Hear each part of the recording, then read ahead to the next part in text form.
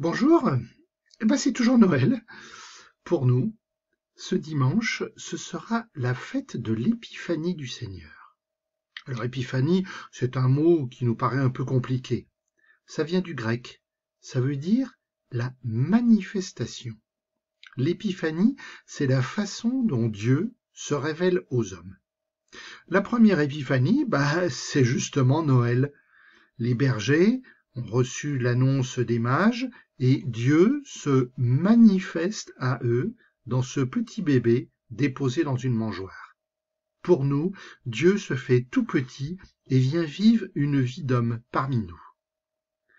Ce dimanche, la deuxième épiphanie, si on peut dire, nous allons la lire dans un passage de l'évangile de Matthieu. Tu connais forcément ce passage, c'est la visite des mages. Écoute. Jésus était né à Bethléem en Judée, au temps du roi Hérode le Grand. Or voici que des mages venus d'Orient arrivèrent à Jérusalem et demandèrent « Où est le roi des Juifs qui vient de naître? Nous avons vu son étoile à l'Orient et nous sommes venus nous prosterner devant lui. » En apprenant cela, le roi Hérode fut bouleversé et tout Jérusalem avec lui. Il réunit tous les grands prêtres et les scribes du peuple pour leur demander où devait naître le Christ. Ils lui répondirent, « À Bethléem en Judée, car voici ce qui est écrit par le prophète. Et toi, Bethléem, terre de Juda, tu n'es certes pas le dernier parmi les chefs-lieux de Juda, car de toi sortira un chef qui sera le berger de mon peuple Israël. » Alors Hérode convoqua les mages en secret pour leur faire préciser à quelle date l'étoile était apparue. Puis il les envoya à Bethléem en leur disant, « Allez vous renseigner avec précision sur l'enfant, et quand vous l'aurez trouvé, venez me l'annoncer pour que j'aille moi aussi me prosterner devant lui. » Après avoir entendu le roi, ils partirent. Tu as bien écouté? Alors, commençons par nous débarrasser de toutes les traditions qui se sont ajoutées au fil du temps. Si tu as fait attention, si tu as bien écouté, le texte ne parle pas de roi. Il dit seulement des mages. Et en plus, il ne précise pas combien ils sont.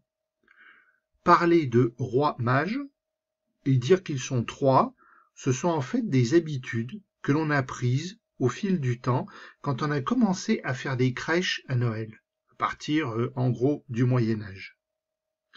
En fait, dans l'ancien temps, les mages, ce sont des savants, des philosophes, des personnes qui réfléchissent, qui sont en recherche. Et le texte nous dit qu'ils viennent d'Orient. Alors attention, Orient, ça ne veut pas dire forcément qu'ils viennent de l'Est. Dans le vocabulaire de la Bible, l'Orient, c'est le lieu de la connaissance. Donc ce qu'il faut comprendre, c'est que d'une part, ces mages, ce sont des personnes qui ont beaucoup réfléchi dans leur vie, et que ce sont des personnes qui viennent de loin. Et en plus, ce ne sont pas des Juifs, ce sont des étrangers. Alors ce qui est vachement gonflé, c'est que ces mages demandent à voir le roi des Juifs. Et ça, ils le demandent à Hérode, qui est le roi du pays à l'époque. Alors on peut comprendre bien sûr que Hérode est bouleversé. Et oh, le roi, c'est moi! Mais en fait, on a bien compris que le roi dont il est question, ce n'est pas le chef politique, ce n'est pas le roi du pays. Hérode demande à ses propres savants, c'est-à-dire les prêtres, les scribes, ceux qui connaissent la Bible, où doit naître le Christ. Tu sais que le mot Christ, en grec, c'est le mot en hébreu qui dit le Messie, c'est-à-dire l'envoyé de Dieu. Et alors là, je sais pas toi, mais moi, il y a un truc qui m'étonne vachement. Parce que les prêtres et les scribes ont la réponse. Ils citent un passage de la Bible. C'est une prophétie d'un prophète qui s'appelle Michée, un prophète qui a vécu environ 600 ans auparavant.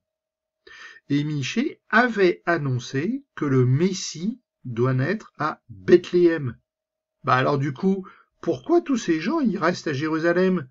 S'ils savent que le Messie doit naître à Bethléem, s'ils ont foi dans la venue du Messie, ils devraient tous se précipiter à Bethléem. En fait, ce que nous dit Matthieu, c'est que Les gens du pays ne bougent pas, ce sont les étrangers qui viennent et qui veulent rencontrer Jésus. C'est ce que Matthieu va démontrer dans tout son évangile par la suite. Les gens du pays, enfin tout du moins les savants, les politiques, n'accueillent pas Jésus. Ce sont les étrangers qui vont reconnaître Jésus comme étant le Messie, comme étant le Fils de Dieu. Et ce qui montre que Hérode n'est pas très net dans tout ça, c'est qu'il parle en secret aux mages. Il veut pas qu'on l'entende. Et la suite de l'évangile, malheureusement, nous montrera qu'Hérode est un sale type.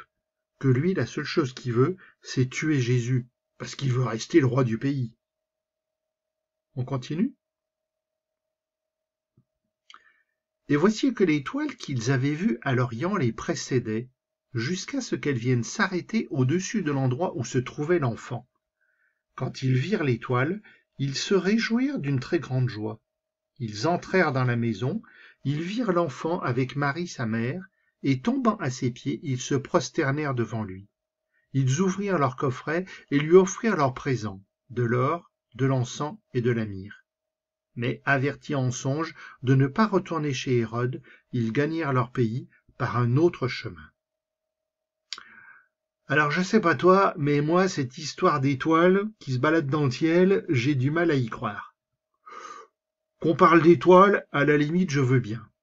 À l'époque, on avait l'habitude de dire que la naissance d'une personne importante se manifestait par un signe astral, un signe dans le ciel.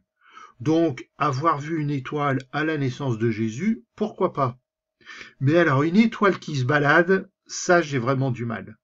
D'ailleurs, aujourd'hui, on dirait plutôt une comète, mais à l'époque, on ne faisait pas la différence.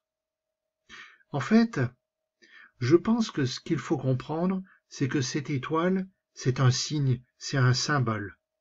Une étoile, en fait, c'est une lumière dans la nuit. Donc une étoile qui guide, eh ben, c'est la lumière de la connaissance, la lumière de la foi. En fait, ces mages qui viennent ont déjà reconnu qu'un envoyé de Dieu est arrivé sur terre. Et ces mages vont bien reconnaître la présence de Dieu dans ce petit bébé. Parce que se prosterner, on ne se prosterne que devant Dieu.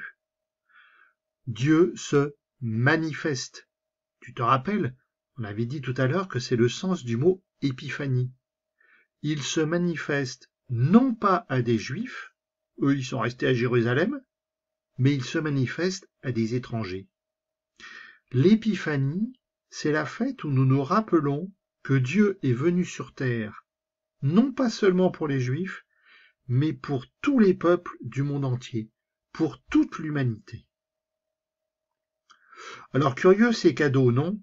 C'est pas trop ce qu'on offre à un bébé. Alors déjà il y en a 3. C'est ça qui est à l'origine de la tradition de penser que ces mages étaient 3. Et ces cadeaux, ce sont aussi des symboles. L'or, c'est la richesse. Celui qui est le plus riche dans un pays, c'est le roi. C'est l'or du roi. L'encens, c'est ce qu'on brûle au temple, ou aujourd'hui, parfois, tu l'as peut-être vu, on le brûle à l'église, pendant la messe. L'encens, c'est ce qu'on brûle pour prier Dieu. Donc, avec l'or et l'encens, les mages reconnaissent que Jésus est à la fois roi et Dieu. Alors la myrrhe, c'est autre chose.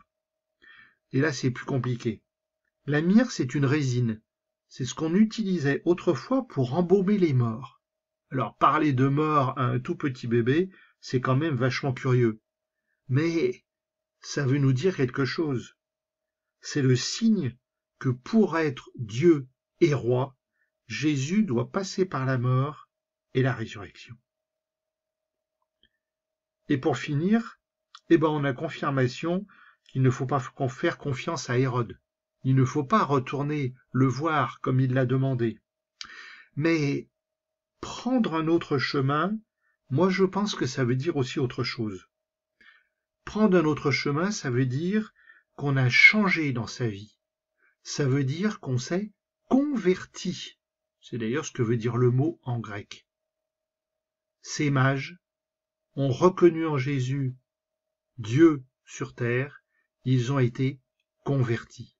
Est-ce que nous, à notre tour, nous allons reconnaître en Jésus Dieu venu sur terre pour nous sauver?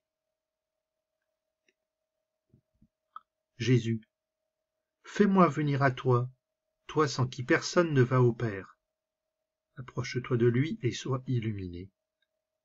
Je veux être toujours auprès de toi, que ta lumière chasse mes ténèbres. Approche-toi de lui et sois illuminé. Tu t'es montré à tes disciples, viens convaincre l'incrédule que je suis. Approche-toi de lui et sois illuminé. Amen.